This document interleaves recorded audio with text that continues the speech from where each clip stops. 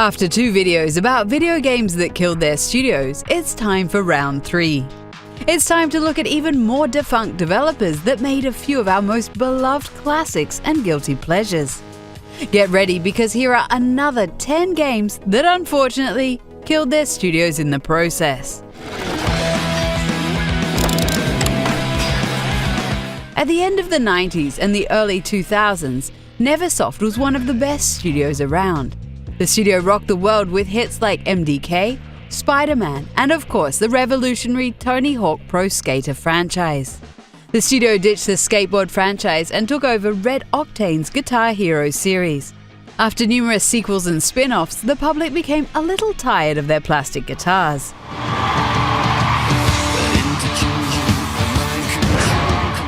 This resulted in Guitar Hero: Warriors of Rock selling really badly, especially compared to the rest of the series. The age of plastic guitar selling peripherals was over, and Activision chose to slowly disband Neversoft and merge the remainder of the studio with Infinity Ward. Neversoft never made any software again. The animal inside has been unleashed.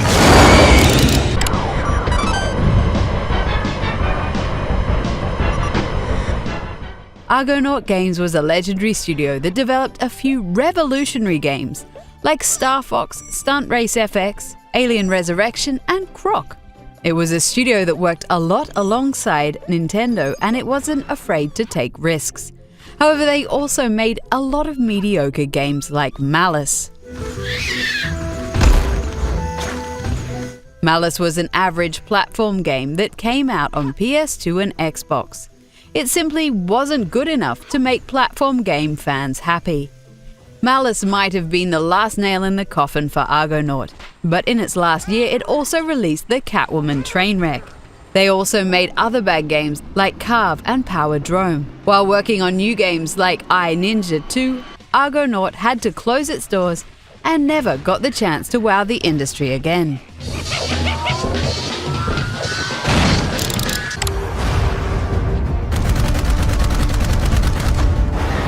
Airtight Games was an American independent studio that became infamous for developing Capcom's Dark Void. The game was badly received, and it seemed that Airtight Games would be a studio that would be gone before we knew it. However, it did manage to exist for over 10 years. The intelligent puzzle game Quantum Conundrum was their next project and received some critical acclaim. Their last game, however, was Murdered: Sole Suspect. There's a lot of blood! An average game that was a tad too short and a little too linear to become a success. A month after the release of the game, Airtight Games had to shut its doors and end this sad story. No.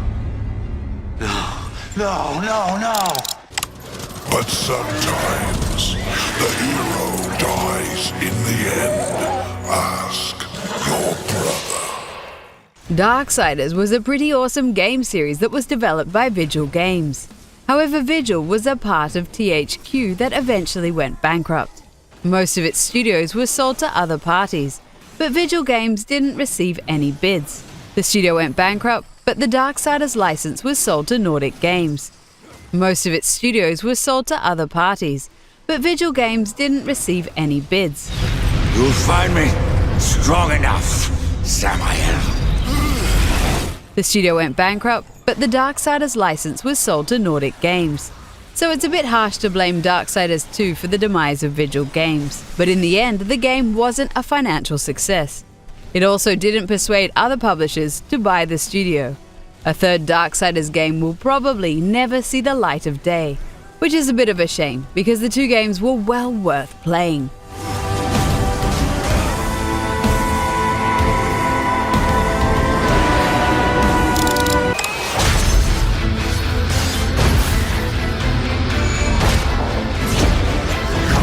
.38 Studios was founded by Major League Baseball pitcher Curt Schilling.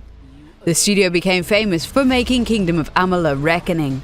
Reckoning was a pretty decent action RPG that got some pretty good scores in the media.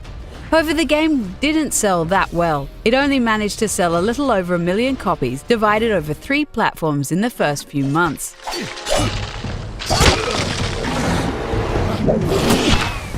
so the game wasn't a financial success, and the studio also got in trouble over a problematic loan deal with the state of Rhode Island. While developing their second game, 38 Studios eventually couldn't pay the salaries of its employees. Schilling lost almost all of his personal fortune with this venture into video games. Making video games is expensive, Kurt.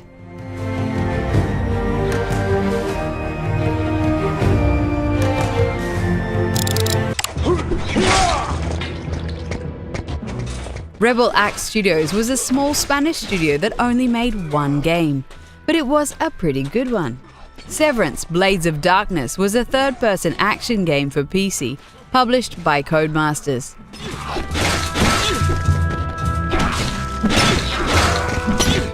Despite critical acclaim, the game didn't find any commercial success, and Rebel Axe Studios ceased to exist quickly.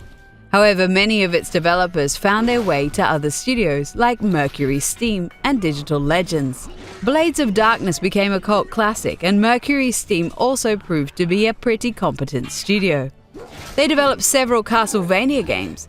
Rebel Axe Studios just got unlucky, but their legacy somewhat lives on.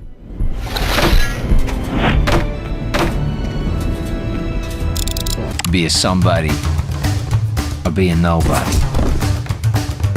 APB was one of these games that was supposed to be the next big thing, but in the end failed to impress. This open-world multiplayer online game just didn't sell enough copies, with the result that Real-Time World was placed into administration. The online servers were shut down, and later the game was relaunched as a free-to-play game with a console version in the works. Start making some noise. However, you might have guessed that the damage was already done, and Real-Time Worlds closed their offices. It's such a shame because they also made the first Crackdown game, which was pretty good to say the least.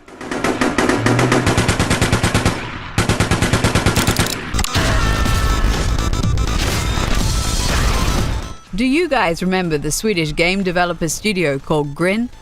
You might know them from the pretty awesome Bionic Commando Rearmed game they developed for Capcom. They also made the decent, Wanted Weapons of Fate movie tie-in, but other than that, all their other games were pretty mediocre. Their last game, Terminator Salvation, was pretty bad and didn't meet financial expectations.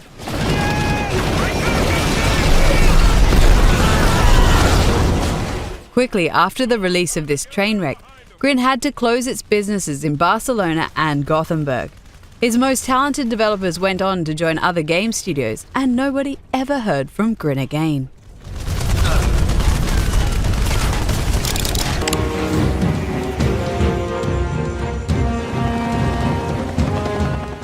We all know Zipper Interactive from their awesome SOCOM series on several PlayStation platforms. Sony's first online shooter gained a lot of popularity, but after a few entries in the series, its popularity and sales decreased. Zipper's last game was a launch title for the PlayStation Vita called Unit 13. It unfortunately was nothing spectacular and even a bit of a poor effort. Zipper's last SOCOM game was also a disappointment, so you really can't blame Sony for disbanding the studio and restructuring their resources. Pick it up, people. We've got more crazies inbound. Unfortunately, this move also meant the end of the SOCOM franchise. So let's hope Sony will let this one return in the near future. Right?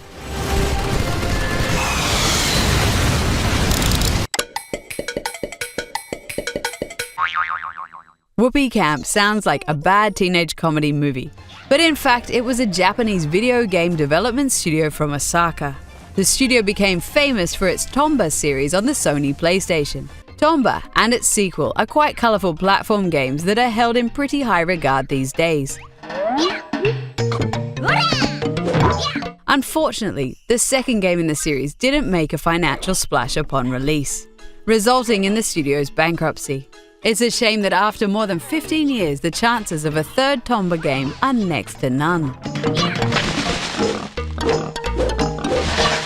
Which video game developer closure bummed you out the most? Let us know in the comments, and please subscribe to our channel and like this video. They got no code, man. They think the law's a joke. Seriously, I look like I'm joking?